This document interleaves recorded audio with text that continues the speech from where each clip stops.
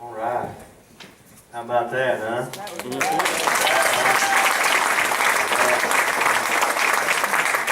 If I could sing like that, I'd never talk. Everybody good? Yes. Yeah. All right, all right. Well,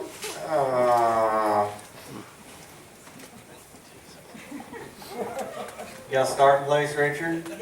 Anybody got a starting place? I got one. I'm just making sure somebody. No? All right. All right. I heard myself say this one day, not too long ago. I heard myself say this, and when I heard myself say it, I thought, man, that's good. That's good. And so there was this guy, he was troubled and, was asking for help and just wanted some understanding and all, and him struggling with some stuff, and he wanted some prayer and this, that. So I just got to share with him, put my hand on him, pray for him, speak into him a little bit, and I said he was beating himself up just for life and thinking he wasn't measuring up and cutting it and all. And I said, hey, just quit worrying about all that and believe you're a son.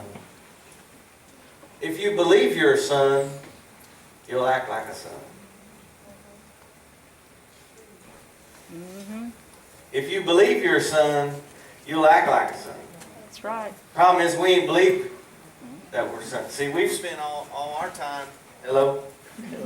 We've spent our efforts being religious and working on our behavior and trying to act a certain way and clean ourselves up and train ourselves to overcome this and be better at that, quit doing this and that, and kind of going at it by our own grit your teeth and self-effort, right? Well, how far did that get us? Just more frustrated, more defeated, and guiltier. Instead of just saying, if I believe I'm a son, if you believe you're no good, rotten sinner, you believe you're a failure, and then some mean preacher tells you you're not good enough every week, and that's what you believe, guess what you're going to live in? I know, I say it all the time. Rocket science, ain't it? If you believe you're a sinner, if you believe you're a son, made right because of Jesus, I just say, just believe you're a son, you'll act like a son. We don't have to worry about nothing else, just learn how to be a son, right? Because Jesus made us sons. It's what He came for. It's what He came for, to restore what was lost, make all things new. They just said, He didn't come so you could pray a prayer and go to heaven one day. Come on. I know we've made it about that. And I'm not saying I'm not going. I'm not saying don't say what. I'm going. All right. But really, and especially in America, we've made all of it about. Okay, here's what we're going to do. I'm going to just get on you real good, and I'm going to figure out where you're really messing up, and I'm going to make you feel lower than a snake's belly, and then I'm going to have Mark get back up here and play a real sad song, get you feeling guilty, and I'll say, all right, you no good rascals, repeat after me. Bow your heads, nobody looking around. Pray this prayer. Congratulations, you're saved. Now, I'm not against that, I'm not saying, but you can have all that and go home the same. Right. What about becoming new? What about being a son of God and having your life transformed? That's why He came, to restore what was lost. We lost our place. We lost our sonship. We lost the glory that He created us in the likeness and the image of God. Like father, like son. Hey, you ought to think more of yourself. You like your daddy. Yep.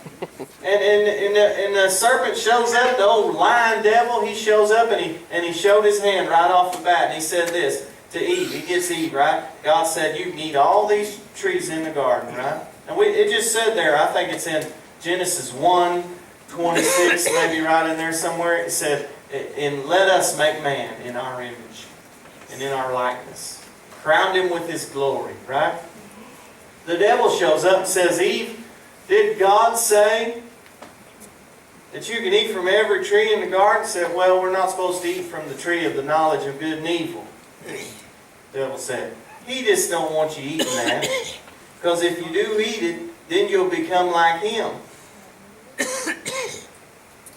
Now what Eve should have said right then was, I'm already like Him. That's right. Instead, she got tricked into this saying, you know, if God said, now you can do something to be like God. It's his oldest trick. You can do something to be like God. You can do something to be like God. It's a lie. Religion's made it about doing something to be like God. You can do this and don't do this. Come on, Moses brought it. Thou shalt not. Right? Do something to make yourself right with God. Do something to make yourself like God. Jesus came to do away with that system. The devil introduced it. Jesus exited it. That's right. No longer under an old covenant. God's made a new deal through Jesus for us. We're now made sons of God by believing that He shed His blood to buy us back. Sons of God. You don't have to do anything to be like Him. Amen. Oh, I can feel people squirming now. I felt somebody on Facebook Live squirming right through there. I felt it. I felt it. And you can see it. You can see it whenever Jesus gets baptized, right? Remember, Jesus gets baptized, and the sky opens up, and the Father Himself says, "This is my beloved Son, in whom I am well pleased." Paraphrase Jason, that's my boy, and I love him. Now look here. This is before ever he had, at this time right now, He hadn't healed the sick. He hadn't raised the dead. He hadn't cleansed the lepers. He hadn't performed one miracle that's recorded. He hadn't done anything. He said, that's my boy. And I love him. And I'm well pleased with him. Before he ever performed anything. And then so here comes the devil. He's showing his hand again. Jesus is led up into the wilderness to be tempted, right? And the devil says, hey, you say you're the Son of God. See what he left off? He left off loved. God said, this is my beloved Son in whom I'm well pleased. The devil says, he left that part out because if he can get you off of that part, he can get you then. But he said, you say you're the Son of God. Turn these stones into bread. Well, now, last time I checked, turning stones into bread wouldn't be some evil thing, would it? Like we think be some bad sin, right? We classify sin, don't we? Don't seem all that bad. I think it'd be pretty cool to be able to turn stones into bread. I imagine there'd be lots of hungry folks be proud of you for that, right? But really, here's what the devil's saying. You say you're the Son of God. Do something to prove it. Jesus said it is written. That's right. My version. I'm a son because He says I'm a son. And He called me a son. And He's my Father. And it's not have anything to do with what I do. Or don't do. I didn't mean to get in all that. I'm just going to read you this here prodigal son. I haven't really read this, I don't think, since I've been over there at Cade County. So I didn't do that on purpose, but I think that's the last time I've shared this. But I've shared it several times, but I really like it because here's the deal. Jesus has showed up, and Jesus is the exact representation of the Father, right? I hear all this stuff all the time. Well, God's will is a mystery, and we believe all kinds of stuff about God. Religion has told us all kinds of lies about how God really is and who God really is. But Jesus is the exact representation of the Father. If you can't find something in the life of Jesus that you believe about God, you throw it out. Jesus said, you've seen me, you've seen the Father. We've believed all kinds of stuff about God that you can't find in the life of Jesus. Right? Sorry. If it ain't in Jesus' life, I don't want it in mine. If it ain't in Jesus' head, I don't want it in mine. So here Jesus come, and He's going to tell this story right here because He's dealing with a group of Pharisees. Bunch of religious folk. And I mean, they've had it this way, and they stand on their traditions, and this is the way it is. This is the way we want it, and we're happy with it. This is it. Don't you come in here changing it, right? And Jesus is coming to implement a new covenant. And so he's trying to explain to them that God's not really like you think He is, right? So he's trying to introduce them something new. You know how hard it is to introduce somebody to something new when people are stuck in tradition, right? Hey, try having church in a barn where the preacher wears a hat. There's dogs running around. Oh, they say, oh, you can't do that. Try to introduce something new to somebody. You'll find out real quick where you stand. And people don't like new. Alright, so Jesus is going to tell them a story. And Jesus said, this is in Luke 15. I'm just going to read this, alright. We'll just see. Luke 15. Everybody good? Yes. Alright. Luke 15, 11. Jesus telling stories, written in red. And he said, a man had two sons. Two sons. The younger of them said to his father, Father, give me the share of the estate that falls to me. So he divided his wealth between them. And not many days later, the younger son gathered everything together and went on a journey into a distant country, and there he squandered his estate with loose living. Now when he had spent everything, a severe famine occurred in that country, and he began to be impoverished. So he went and hired himself out to one of the citizens of that country, and he sent him into the fields to feed swine. And he would have gladly filled his stomachs with the pods that the swine were eating, and no one was giving anything to him. But when he had came to his senses, he said, How many of my father's hired men have more than enough bread, but I am dying here with hunger? I will get up and go to my father, and will say to him, Father, I have sinned against heaven and in your sight. I am no longer worthy to be called your son. Make me as one of your hired servants. So he got up and came to his father. But while he was still a long way off, his father saw him and felt compassion for him, and ran and embraced him and kissed him. And the son said to him, Father, I have sinned against heaven and in your sight. I am no longer worthy to be called your son. But the father said to his slaves, Quickly bring out the best robe and put it on him, and put a ring on his hand and sandals on his feet, and bring the fatted calf, kill it, and let us eat and celebrate. He wasn't no vegetarian. Jesus talked. Oh, never mind. For this son of mine was dead and has come to life again, and he was lost and has been found, and they began to celebrate. Now his older son, remember I talked about older brother last week? Usually represents religion. Alright, now that his elder son was in the field. And when he came and approached the house, he heard music and dancing, and he summoned one of the servants and began inquiring what these things could be. And he said to him, Your brother has come, and your father's killed the fattened calf because he has received him back safe and sound. But he became angry and was not willing to go in. And his father came out and began pleading with him. But he answered and said to his father, Look, for so many years I have been serving you, and I have never neglected a command of yours, and yet you have never given me a young goat, so that I might celebrate with my friends. But when this son of yours came, who has devoured your wealth with prostitutes, you killed the fatted calf for him. And he said to him, Son, you have always been with me, and all that is mine is yours. But we had to celebrate and rejoice, for this brother of yours was dead and has begun to live, and was lost and has been found. All right, two brothers, two sons. And so I remember a story I read one time, a book I read, and Emma is reading it right now. It reminded me of this. I saw it out the other day. But there was this guy, Jesus is trying to introduce some new way of thinking, right?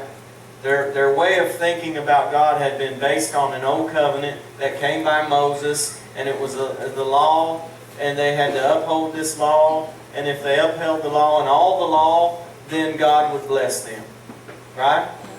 If they didn't uphold the law, no blessing. They said you can't pick and choose either like we do nowadays. You got to uphold them all. There ain't just 10, there's 613. If you're guilty of one, you're guilty of all. Right? So this is how they had their idea of God. They thought, that's what it was based on. So they had this opinion of God, and it was based on that covenant. And Jesus is saying, look, I'm going to tell you, I'm telling you a story here so that you can understand that God's not like the covenant that you've been under. That's not who He really is. I've come so that I can implement a new covenant. I'm going to show you that He's really a father, and He's not really like you think He's like. And He starts telling this story about man had 2 sons, right? He's showing them a picture of what the Father's really like. Showing them a picture of what God's really like. And so He's trying to change their thinking, right? I saw this one time, this book. I read this book about this guy. He's a horse trainer. He's kind of older guy now, but you know, when he first started coming around, there was like, you guys remember the old movies like John Wayne, right? You're going to break a horse, you're just going to bite his ear and climb on, and whips and chains and tie him down and just force, right? And rough, and you know. Well, you know, nowadays, everybody's a horse trainer now. We've got RFD, right? And so you can watch all these, everybody's got clinics, and you can learn all this stuff now, right? And it's old news now. Everybody's doing natural horsemanship, and it's a lot better way, right? It's you work with the horse instead of against him, and you just make friends with him, and you do a whole lot. It's just better. All right, I don't have time to get into all that. It's just better. But way back when, before that was really known and popular, this guy comes along and he starts discovering this because he's watching Mustangs where he lives out in the wild, and he lays there as a kid and he just studies them and he figures out how they communicate. And so he takes this home. His dad was an old school horse trainer, mean guy, beat on them and was just rough, and so he'd watch them Mustangs in the wild, and he'd come home and practice some of this stuff. He'd watch these horses communicate. He'd start communicating with his horses at home that way, and just start. It was crazy how good it worked, and all this stuff was happening. It's like, holy cow, I can do this and not get so beat up, and my horses are way better, and it's just way better. And so he thought he's found a new way, right, that works better. He thought everybody, especially Dad's, going to be excited, right, and pat him on the back. I mean, we ain't having no new way, right? We ain't changing the way we do things, right? Because we're about tradition. This way we do it. This way we've always done it. This way we're going to keep on doing it, right? They were not excited about his new discovery. So he didn't care. He just stayed at it, and he kept developing it and kept learning and kept having so much results and doing good and all this. And then other people want to come learn. So he's getting bigger and more known and just having all kinds of success. And so here the skeptics say, he's going all over the country teaching this to people, and then other people's having big success, you know. And so then there's the skeptics, you know. There's always the skeptics. Skeptics say, well, now you're just choosing certain horses. You're just choosing the easy horse or something. And so he says, all right, you choose the horse. So they said, all right, and they went way out in there, and I don't know, Nevada or someplace wild like that, and there's a herd of wild Mustangs out there that had never seen a human being.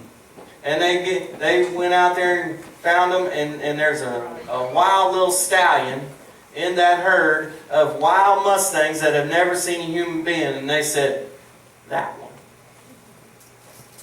Oh, he said, oh, okay, you know. We'll see. He ain't never done that before, but he's a cowboy. He ain't going to back up. And so it's a big deal.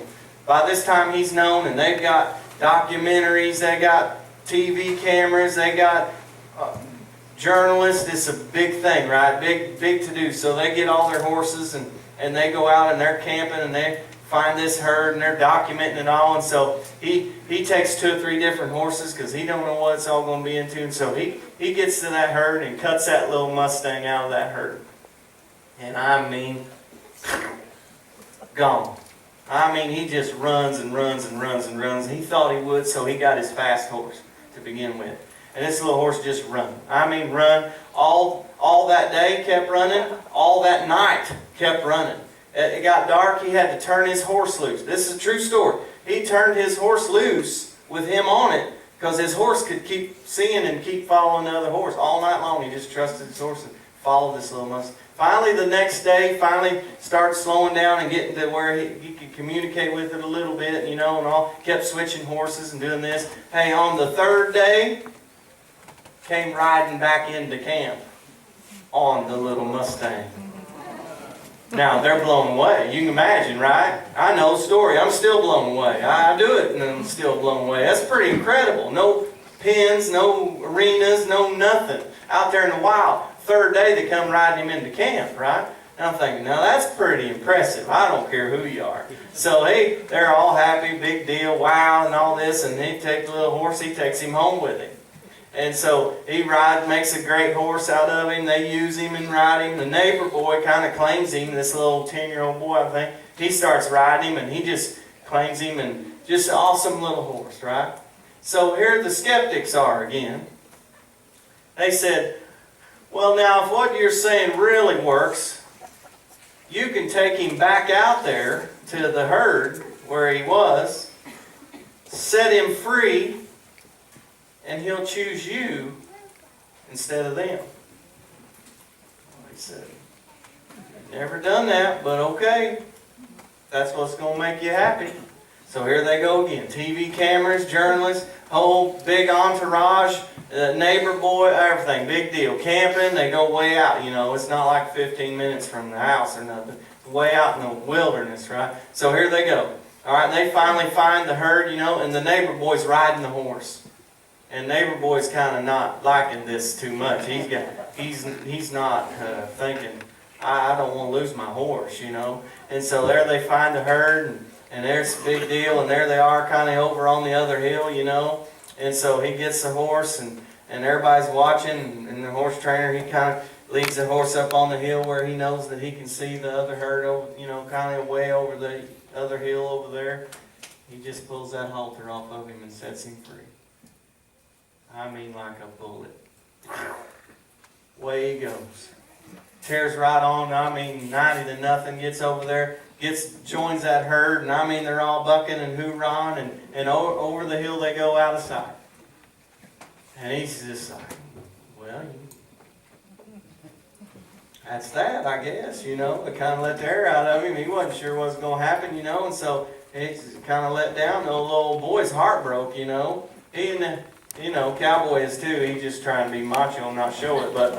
And so here it is. It's later on in the day. So they decide they're going to camp the night and then leave out in the morning, right? So that's what they do.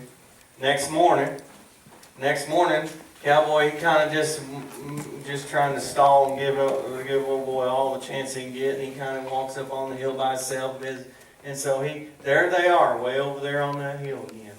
And he's looking to see if he can see him over there, and thinking, man, I wonder if he's even thinking about me, or if I can see him or what. And then all of a sudden, something catches his eye over here. Here comes the colt. Here comes the horse trotting up the hill. Right to him. Trots right up to him, puts his head in his chest. Turns around, walks back into camp, and the horse follows him. Free as a bird. Follows him right into camp. Now, I don't know about you, my buttons probably would pop about right then. But I'm saying, man, what a picture, you know? What a picture of the whole deal. Of what freedom can really do. I'm thinking, here he is, I can see the Father in that guy, because he's going up on the hill looking to see. Maybe I can just see him one more time, right? Because I poured into him. I loved on him. I cared for him. I got him healthy and nourished and doctored him and took all this care. I poured my life into him for this year, and I wonder if he's even thinking of me. I wish I could just see him, or man, I hated to lose him. You know, I'm thinking that's Father's heart's going on in this guy. I'm sure of it. I've been a horse trainer. You love them. They're family, you know. And so I'm thinking he's sitting up there, heart broke over it, really. And then here that colt comes right back up to him and rides back into camp. Thinking, man, oh man, I wonder if Father, with the two sons, it says when that boy came to himself and came back home, and the Father saw him from a long way off. Long way off. Now, I don't know how long it was gone, but it was probably more than a week, you know. It was probably some time went by. And this Father saw him from a long way off and was moved with compassion and ran to the boy. No, I say it had to be. It wasn't that the father was off in the cellar working somewhere. I'd say probably every day father was going up.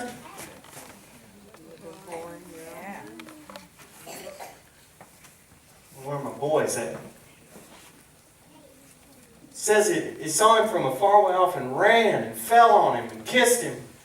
And here's one I thought was interesting too. Here's the son is. The son's rehearsed this speech. He's rehearsed it.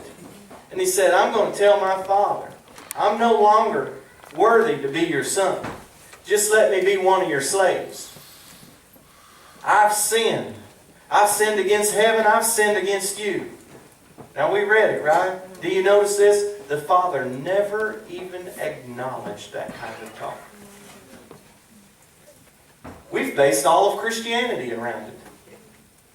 We've based all of Christianity, my Western world, America, we've based all of it about confessing sin and get your heart, confess your sins, confess your sins, confess your sins. Jesus is painting us a picture of what the Father's really like, isn't He?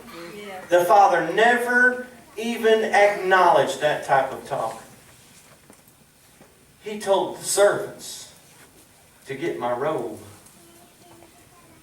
Reinstate him as my son. Put a ring on his finger. Put shoes on his feet. Shoes on his feet mean, see, servants didn't get shoes.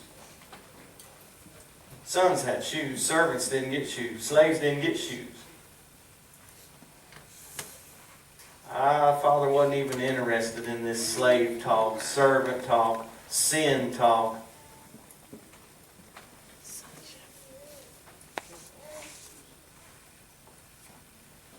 Reinstated him, throw the party.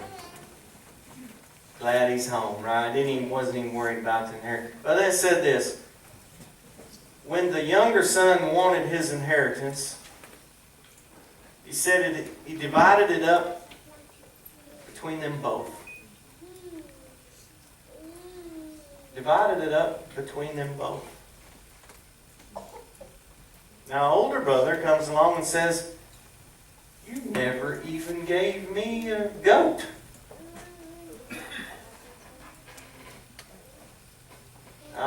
It doesn't record this. This is just Jason's own thinking between the lines, paraphrasing.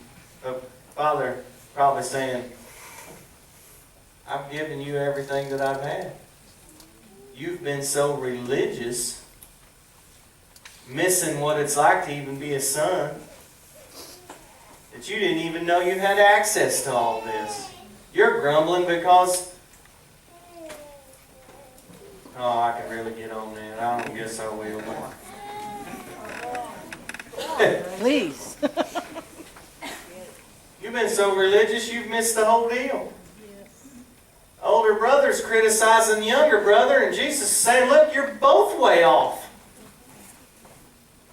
I'm not promoting the hog pen. Jesus ain't either. Jesus is promoting whatever it takes to become son-minded and to live as sons, not as slaves. The older son might as well just been a servant. Oh, we hear it now all the time. Serve, serve, serve. Come be a servant, right? I'm a servant of the Lord.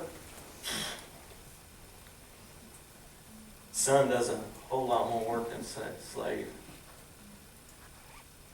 Because of freedom. Because of freedom. I'm telling you, a horse trainer took that horse to the top of the hill and set him free. How much better was it for the horse to choose to be with him than to be made to be with him? That's right. Amen. How much more pleasure did the father get in the son that came back home after he'd squandered it all, messed it all up? That's right.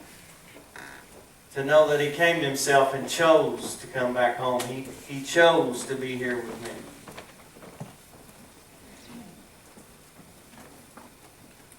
I'm just telling you, that's what it's about, freedom.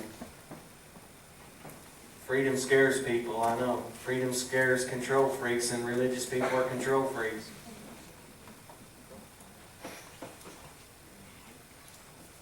I'm telling you, it's about freedom. I'm telling you, it's about freedom. You're free to go. You're free to run. Free to run. It won't be very prosperous for you. The younger son probably won't recommend it, but you're free to. Some will. Some will. The Father says it's worth the risk for you to experience freedom. Because freedom's where a heart can really find change.